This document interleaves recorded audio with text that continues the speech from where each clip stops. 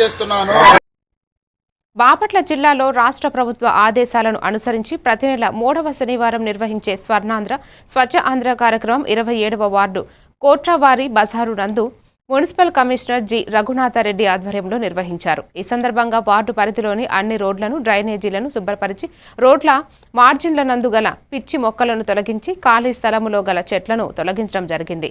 అనంతరం వార్డు పరిధిలో జరిగిన ర్యాలీ నందు రెవెన్యూ అధికారి, పురపాలక సంఘ ప్రత్యేక అధికారి G Gangadhar Goud, revenue divisional అధికారిని పి గ్లోరియా తదితరులు పాల్గొన్నారు.